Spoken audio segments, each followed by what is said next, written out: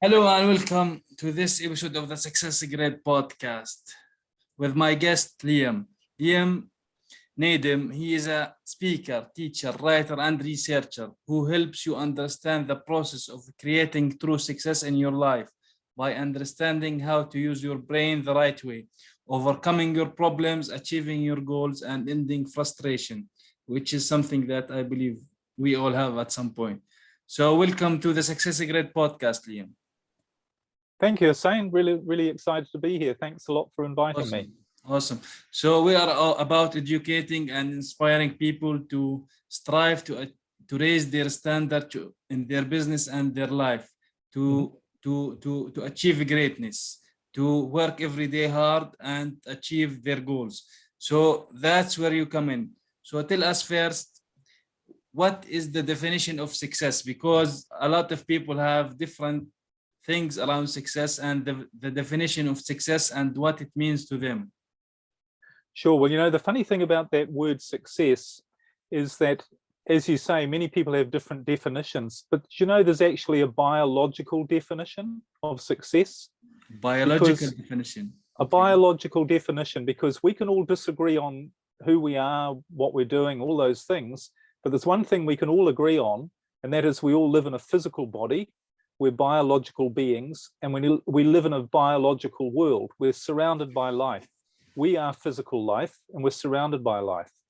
And we actually have a biological purpose for being here. And any biological scientist will tell you this. And the purpose of your life and all life is literally to survive and thrive so that you have the best chance of not only your own survival, but the survival of the species. So the purpose of your life is to survive and thrive. And what does that actually mean? It means being healthy, strong, so that you can best fight off disease or attackers or recover from injury. But it also means being your best mentally, emotionally, and spiritually. Yeah. So what does that mean? That means being the happiest that you can be. So not only is your biological purpose to be happy, that is what success is. That is the ultimate definition of your success, is being happy. And when you really think about it, everything else that we strive for or we think that we want, we don't want those things. What we want is that we want the happiness that we think that thing will give us. So success can only mean one thing, and that's being happy, because that's what we all want. That's what we're biologically here for, is to be happy. And everything else has the purpose of contributing to our happiness, everything else we think we need. So that's my simple definition of success. So because the definition of success from your point of view is like to be happy. So for example, each one of us should look to achieve the goals that they want, that are going to make them happy, and audit these goals. And if certain goals are not making them happy, they should scratch that away, right? Well, absolutely. And you mentioned in the introduction that what I do is I teach people how to use their brain the right way. And I could explain a bit about how the brain works, because most of us have never been taught how our brain actually works. We expect it to give us good things, but we don't use it the right way. And that's why we get stress and problems in our life.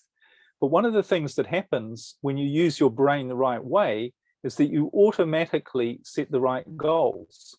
You automatically do the right things, and you stop doing the wrong things. For so much of my life, I've been an entrepreneur pretty well all my life, and I've been a student of personal development, spirituality, religion. I've been to seminars all over the world. I've read books. I've done courses, literally for decades, on anything you can imagine, all to try and find out how to be successful. But the one thing I learned was that if you don't set the right goals, firstly, you're not going to achieve them. Secondly, your life is going to be a struggle. And thirdly, even if you do achieve them, you're not going to be happy. In other words, you're not going to be successful. So what you need to do in terms of goal setting, the most fundamental thing to do is to set the right goals. And you can only do that when you use your brain in a particular way, in the way it's designed to be used, because what you find is that biologically, you're designed to achieve the right goals, because that's part of you being happy. Yeah. So it's part of your biological purpose. Awesome. So how do we know the right goals actually? These are the goals that are right for a certain person. Well, the whole area of goal setting is a little bit controversial in actual fact, and there's been more and more books. I don't know if you've been following some of the latest books, but people are starting to question the whole issue of even goal setting at all. And to me, there are two types of, and the way I break it down, there are two types of goals. There are knowing goals and there are wishing goals. And most people, and a knowing goal is when you see something or you want something and you just know that you're going to get it. And you don't know how, and you don't know, but it's a different feeling. And sometimes it can be things like you meet somebody and you say, I'm going to marry that person. Even though you've just met them, you have this gut feeling, this inner knowing. Or you might walk into a house and you go, I'm going to buy this house. And you don't know how you're going to do it. That happened to me many years ago. I was looking for a house. I walked into this house and I just said, I'm going to buy this. And every cell of my being said I was going to buy it. It was triple the price I could afford, my budget, but I did buy it. Everything just slotted into place. I still don't know how I found all the money to buy it, but it was meant to be, so it happened. And it was a goal that made me happy. So there are knowing goals, but there's also wishing goals. And they're the goals that you will never achieve, that are always associated with stress and struggle and difficulty, and which you are trying to set to make you happy because you're in a state of anxiety and fear. So if you sit down and you say to yourself, I'm really unhappy and I really want some more money, or I really want to have a better relationship, or I want to fix this relationship, or I want to fix my business. If it's based on fear and stress and you're just really hanging on to that outcome, but you don't believe that you're going to get it, but you really want it, that's called a wishing goal. And that's using a different part of your brain. Because as I said, when you have a knowing goal, you're in a particular mental state, and I can explain how this works. But when you're in a wishing goal, you're in a different mental state that's based on fear, stress, worry, and you know that it's going to be a struggle and you're going to try and put in some effort. Those are the wrong goals to have, because it's going to be hard work. You're probably not going to achieve them. And even if you do, it's not going to make you happy. That's the difference. And it's all to do with using this thing, your brain. So from what I understand, for example, people who achieve certain goals and achieve them, these goals they have already achieved them before.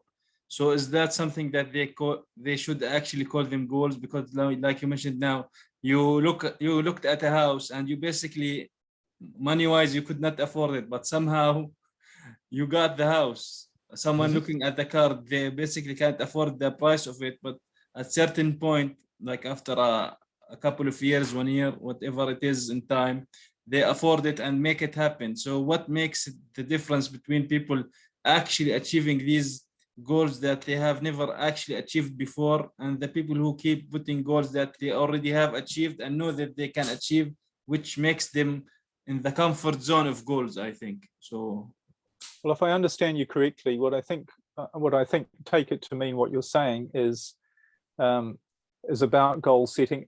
What it really comes down to is you don't achieve a goal, your brain does it for you. Now, we've got this machine between our ears that we have no concept. Nobody's ever taught us the enormous power of our brain, what it actually is. It's far, far more powerful than any computer. In fact, it's been estimated that it has the computing power, your brain, not everybody's, not all the brains put together, one brain, your brain, has the computing power of 500 trillion microprocessors. So, and the purpose of your brain is it's the machine that is designed to make you live out your biological purpose, which is to survive and thrive and be the best that you can be and be happy. So your brain is almost infinitely powerful, and it has a sole job of making you happy and giving you everything that you need to be happy. So it's not actually you who does the goal setting or gets the right goals. It's your brain does the work for you. It's this machine that is designed to do it. It has a very specific task.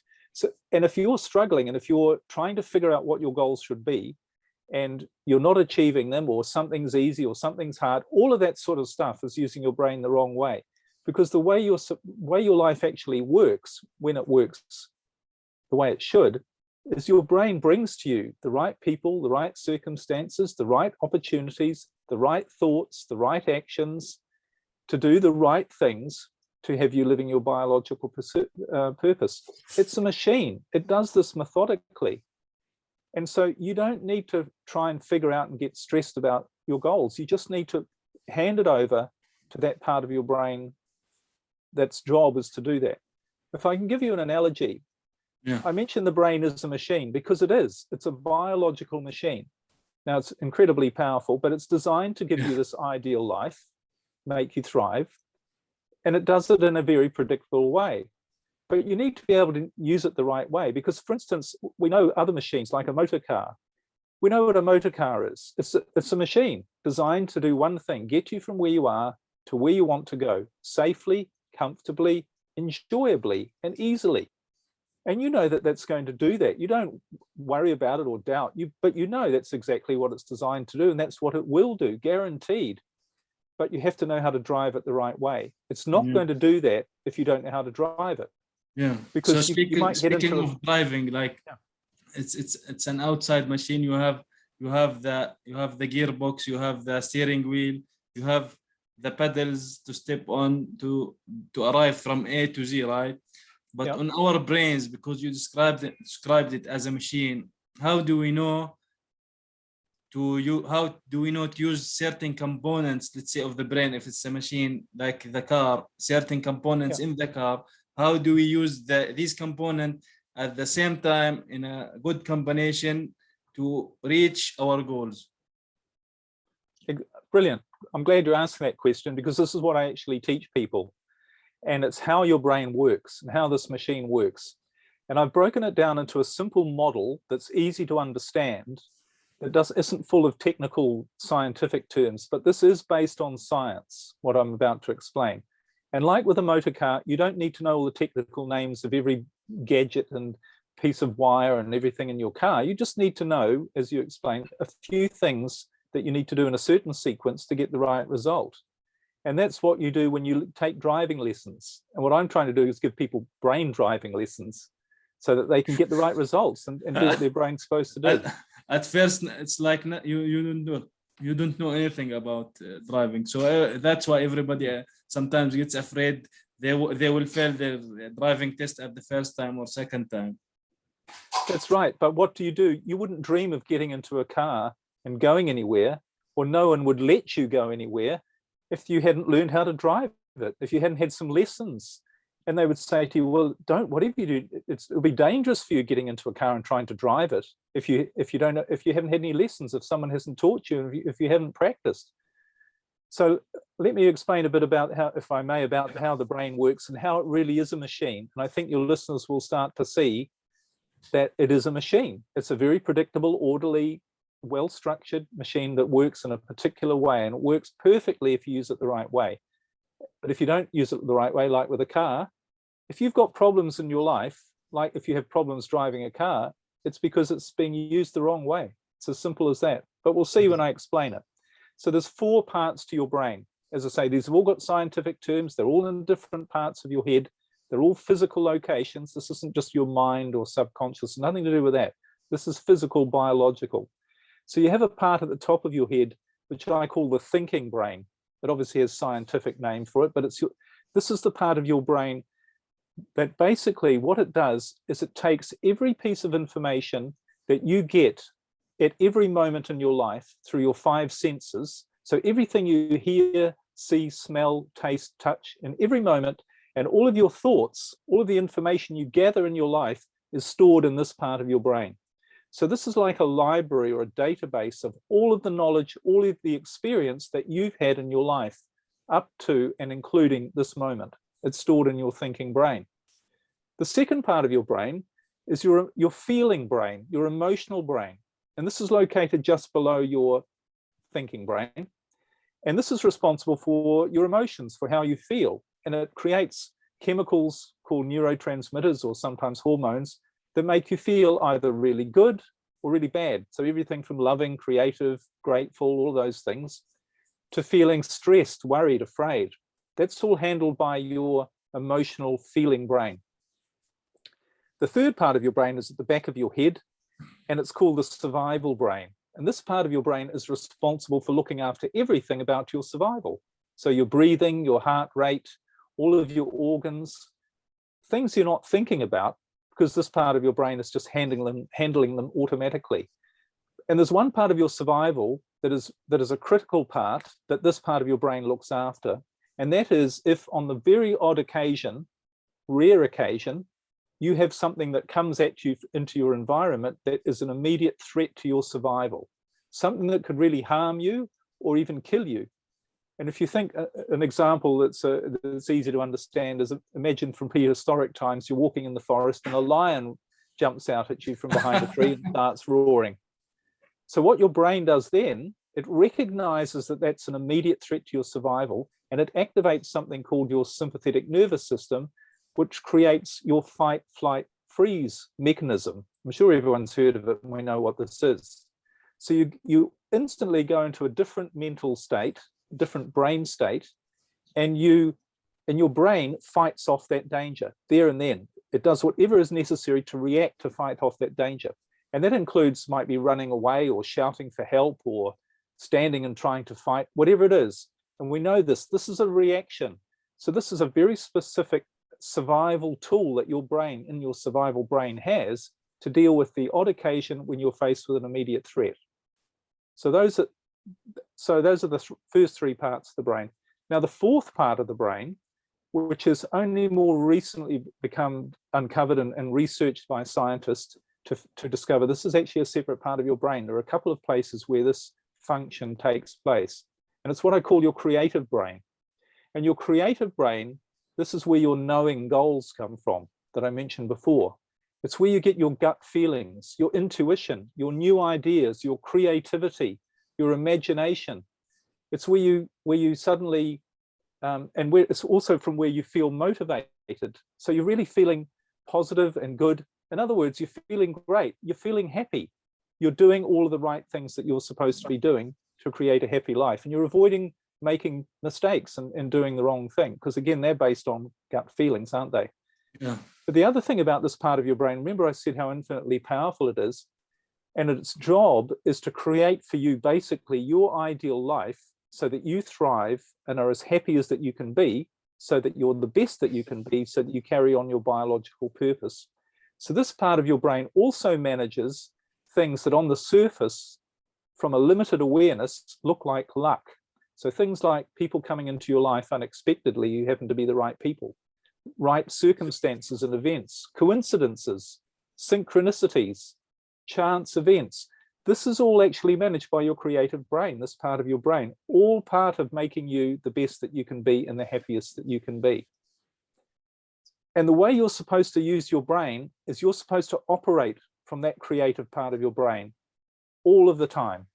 And sometimes it's described as being in the flow, being in the zone. This is where you're making the right decisions. The right things are happening to you in your life.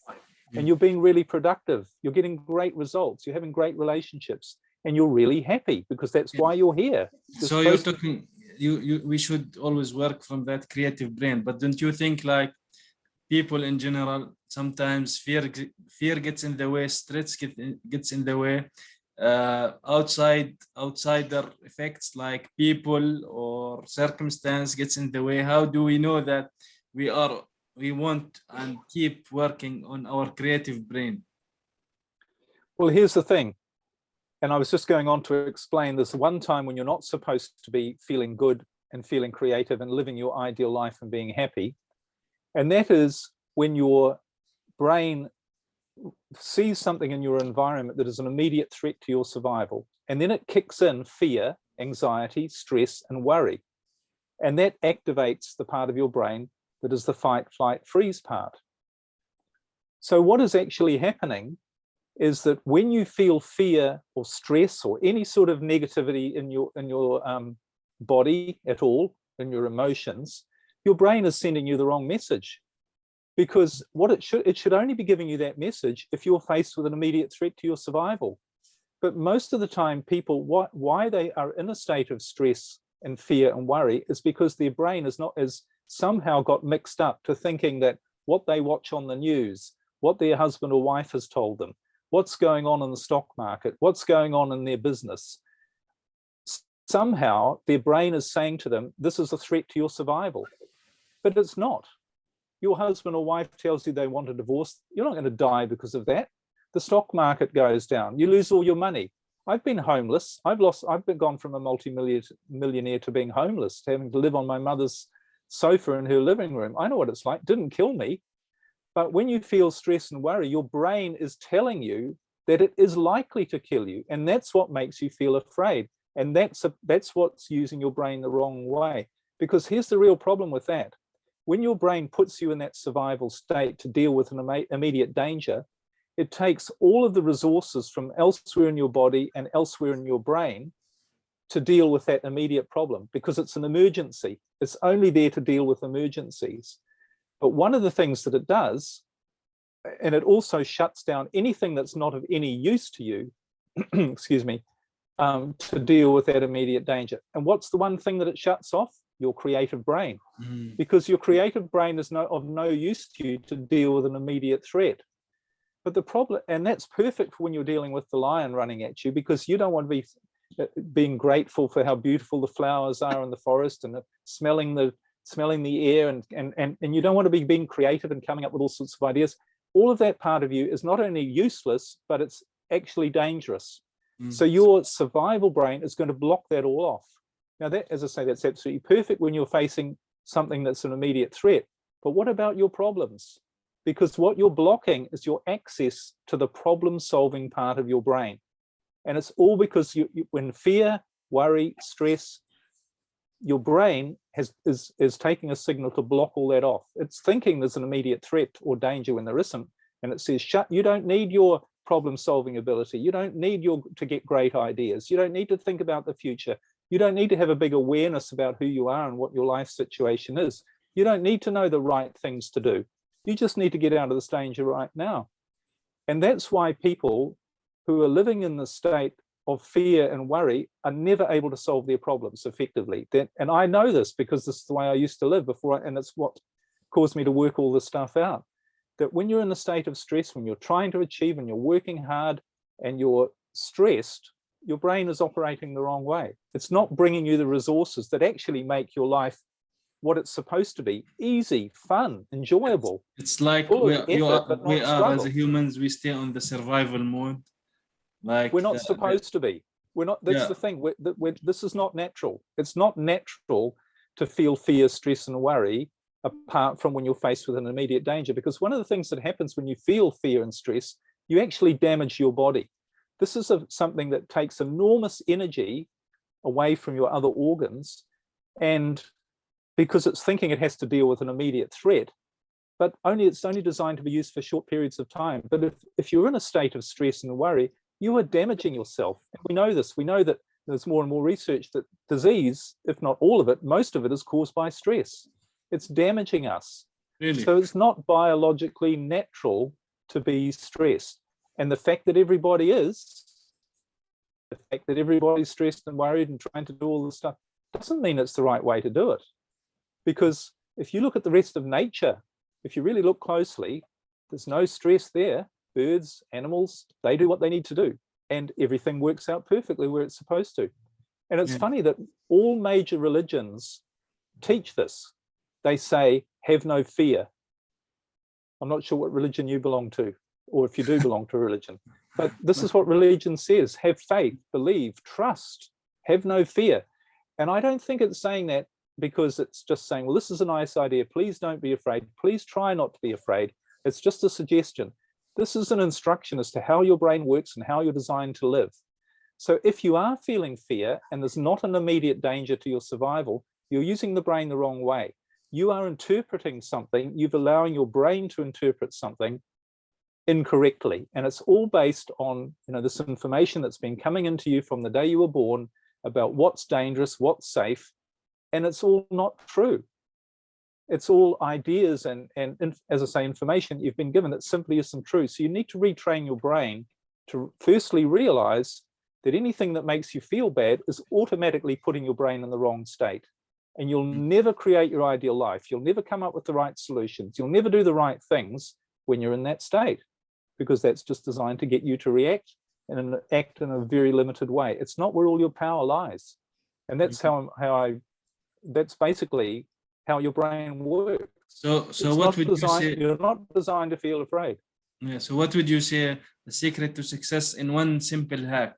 So what one simple hack can a person can do to stay away from fear? Because the difference, for example, between us and animals as a human beings, for example, is that, like I mentioned, we can control our thoughts. We should be able to do that.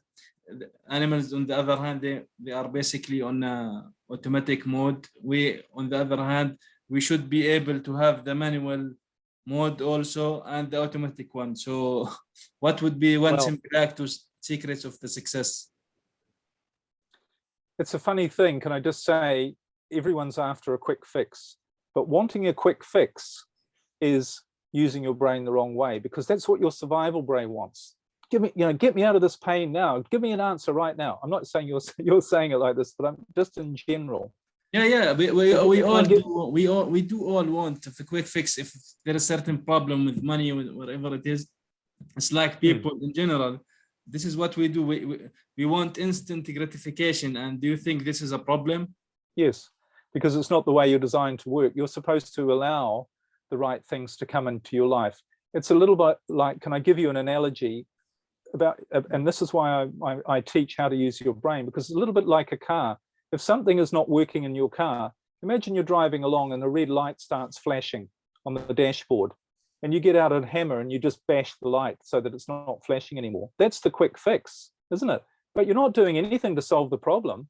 And then another red light comes up. Oh, you bash that one. Great. It's all a quick, all I'm after is a quick fix. Because you might say to somebody, what do I do about the red light? What's the fastest way to get rid of the red light flashing? Well, get a hammer out and smash it. Then you fix the problem. But it doesn't solve the problem, does it? And this is why we've got to retrain ourselves to stop looking for quick fixes. Another example is you come home to your house one day and you see a crack on the wall. And you go, I've got a crack on the wall. I need to find out how to fix it. So you look up on YouTube and you read the books and you go to, and you find out what you need and how to do it. And you go to the hardware store and you buy all the stuff and you fix the crack on the wall. And you go, great, problem solved. And then you come home the next day and there's 2 cracks on the wall and you do the same thing. And you go, great, problem solved. Next day there's 4 cracks. And all you're doing is you're being busy and you're solving what you think is the problem. And you're going, great, I've got my quick fix, because a quick fix is satisfying a need that your brain has for something, for a hit of dopamine, which is a chemical that makes you feel good in the moment, but it doesn't solve the issue. Because with the house, wouldn't it be a good idea, instead of spending all your time being busy and thinking you're making progress when you're not, just to step back and say, well, actually, I need to find out what's the cause of all these cracks in the wall. It's not the cracks that are the problem. It's the foundations. It's how the house is set up. And that's what I need to repair. And when I do that, it's going to be a big job. And it's going to take some effort. Once it's done, then I can go back to enjoying the house. I'm not going to spend the rest of my life papering over cracks. So this is why there aren't really any quick fixes, but I can give your listeners a couple of ideas. The first one, the most important thing, comes from understanding how your brain works. It's like your car, as I say. You could get in there and hit little, smash things when they don't go right. It's not going to make your life work. It's not going to make the machine do its job. You're just going to end up with problems down the road, and nobody wants that.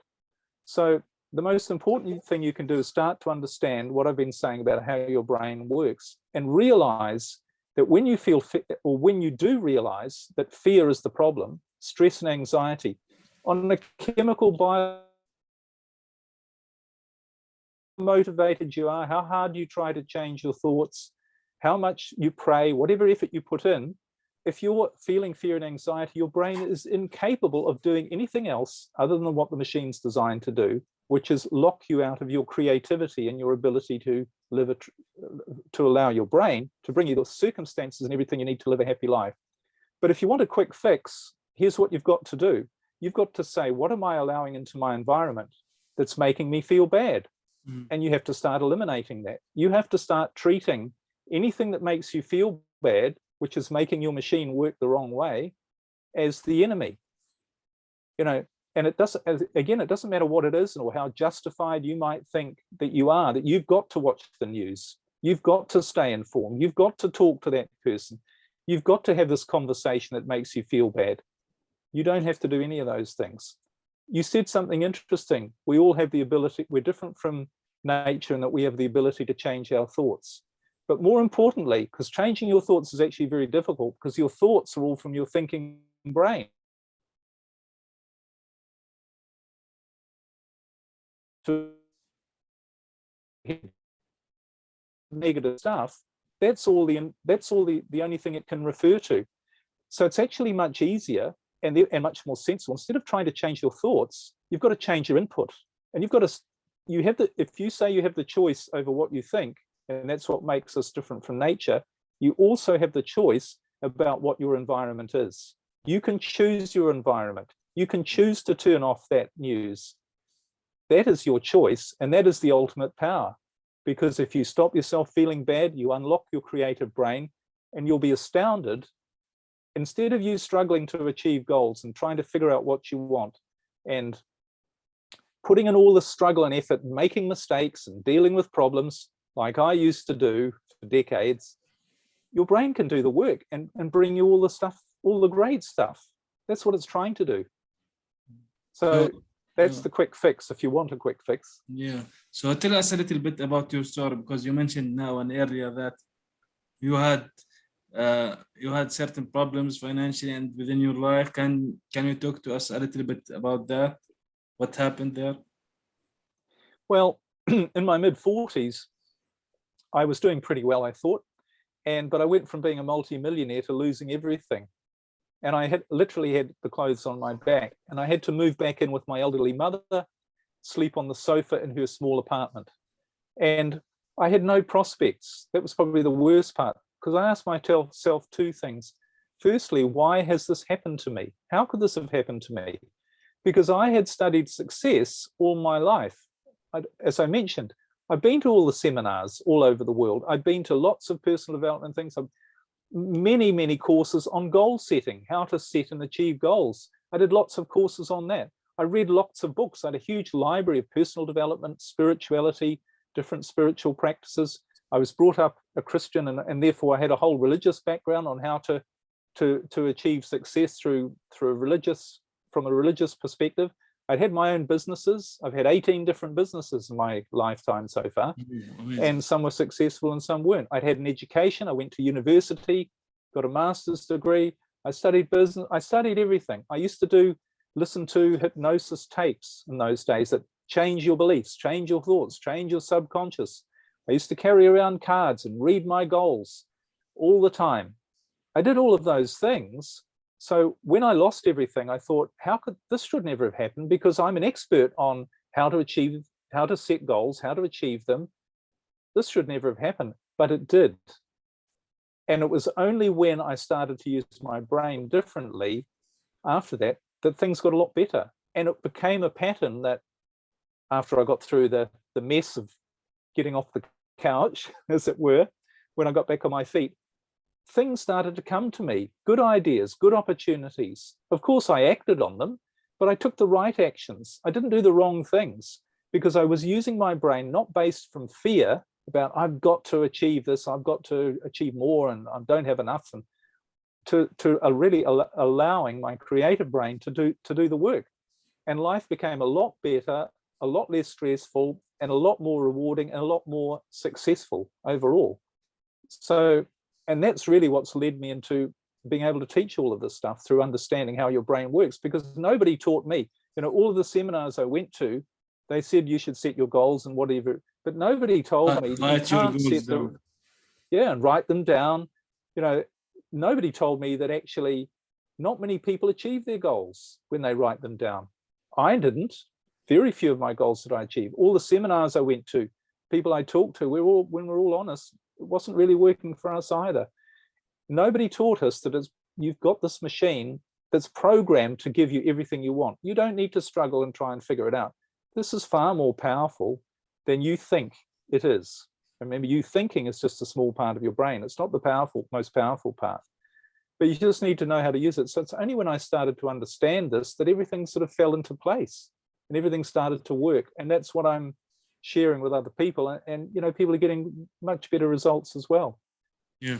So you mentioned books, reading books. So do you have certain books that you recommend? And also you have your own books. Can you talk to us also about these? Sure. Well, in terms of my own books, I've got a book coming out about this whole subject. I actually have a podcast as well called Using Your Brain for Success, where I go into a lot more detail. They're like lessons. They're not really, I don't have guests particularly, but they're me talking about how all this works, about how your brain works, about how you really achieve goals, how to set the right goals, how to solve problems using your brain the right way. That's really all in my podcast. And in terms of other books, I think when people are on their own journey, when they understand how their brain works and they stop, or as much as they can to start with anyway, stop using it the wrong way by making the choice about not letting anything into them that is going to make them feel bad, which, as I said, immediately switches you off from blocks you off from your ability to create your ideal life. So then you don't need to read books. Then you can refer to yourself. You've got an infinite library of information in your head. Now, of course, you might want to read books, and that's fine, but everybody's different. But this idea, you need to read all these books, it's not information that is going to, you don't need more information. This world is overwhelmed with information. You don't need any more. You've got enough. It's not information that works. This isn't what is going to make your life work, more information. But it's using your brain the right way, which is tapping into the part of you which is connected to an infinite intelligence, which knows what you need. Now, it might know that you should read a particular book, and it'll put it in your path, and you will read it. You'll be motivated to read it, and you'll benefit from it, if that's part of what's going to make you better. But someone coming along to you and saying, like I used to think, oh, I'm really rich and successful, read my book, and it'll tell you what to do. That's not the way it works. You know, you're not going to find your own unique path by following someone else. You're only going to find your own unique path, your own unique happiness, by understanding and using your machine that you've been given the right way. So you don't need to drive anyone else's car. You just need to drive your own, and you can go anywhere you want with it. Exactly. Yes, exactly. So can you, Liam, give us just simply one takeaway for this episode for the audience? Realize your brain is an infinitely powerful machine that is designed to make you the best that you can be. That's your biological purpose, and it's the biological purpose of your brain, is to ensure that happens. And it has the power to do that. And all you need to do is use it in a way that allows your brain, the right part of your brain, to do that job for you. And the way to do that is to realize that the thing that's blocking your brain from doing that is you feeling bad, literally. So where can people get in touch with you, Liam? All of this information, everything about me is all on my website, which is just my name, liamnaden.com, and everything's there basically.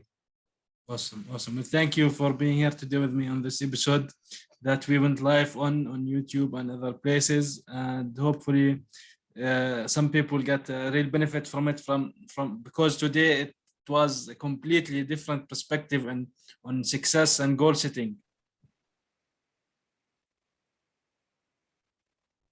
Yeah, well, thank you very much for having me on your show.